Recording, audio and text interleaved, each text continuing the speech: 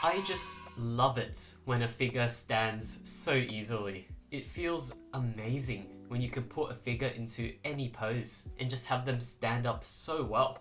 And it's mind-blowing the stuff that you can do with them, especially when they can stand up on one leg. And it feels so reassuring that you know you have a stable figure that will never let you down.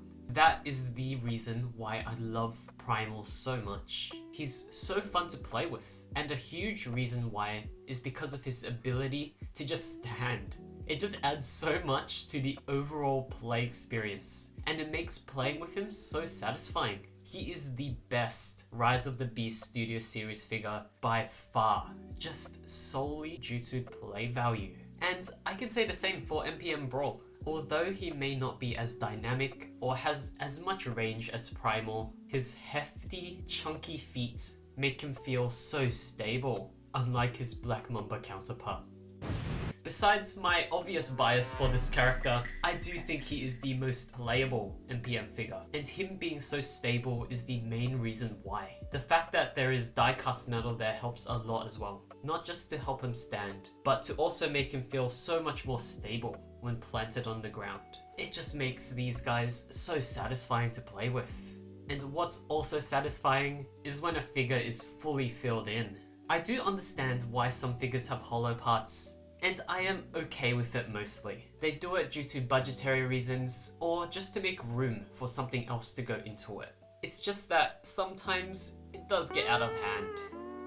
So when a figure is fully filled in, it does feel like a treat. For example, we have the Studio Series 86 Optimus. This guy is completely filled in, and densely as well. I mean, for the price and the size, it better be. But the fact that he's filled in adds so much to this type of design in particular.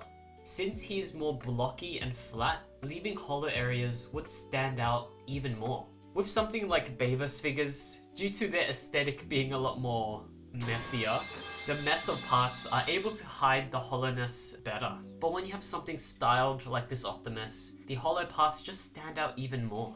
And so seeing this Optimus completely filled in just makes him look amazing from all angles. He's just that much more satisfyingly geometric.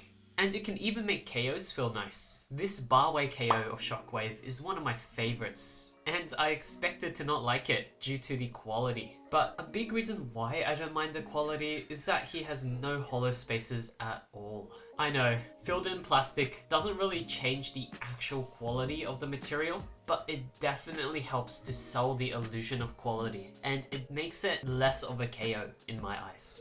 It also makes my Studio Series Grimlock look even more amazing. That back is so beautiful. The fact that there's no hollow parts allow them to fully cover this guy in really nice sculpting and painting.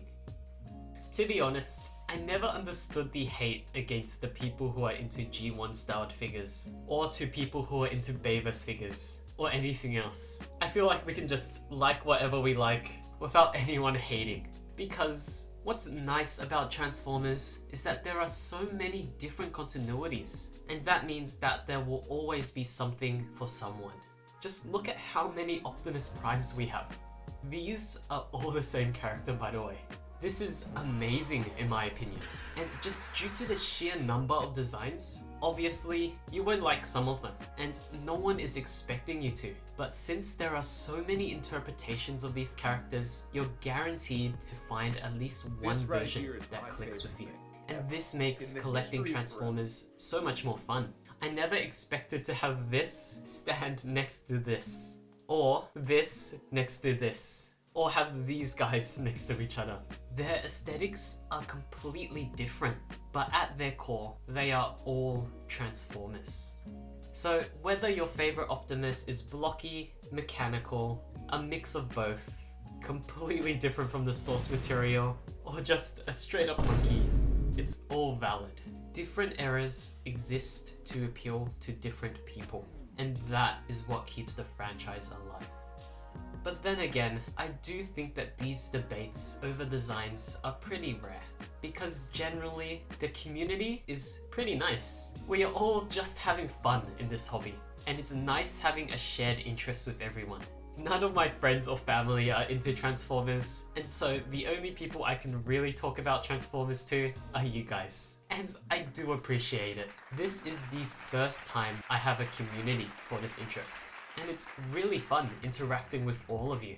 You guys are literally all over the world, and when you actually take some time to think about that, it is pretty crazy. And honestly, a bit scary. I do get slightly nervous knowing that so many people are watching me. But most importantly, it feels genuinely special. It makes the hobby feel bigger, and it makes every figure and every video way more fun to share. So yeah, thank you guys a lot. And I also appreciate how we have over 5,000 subscribers now. Thank you so much. I never thought we would get here, to be honest. 5,000 is actually insane. We've been growing so quickly. Again, thank you guys so much. You guys are what keeps this hobby interesting, and another thing that keeps Transformers interesting is when toy designers have really unique ideas.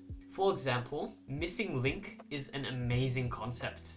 I would have never thought that they would give us G1 molds with modern posability and updated quality. Yes, I know that it is way too expensive for what it is, and it's not worth the price in my opinion. But the idea is so nice. It must be really good for the people who are nostalgic for these original toys.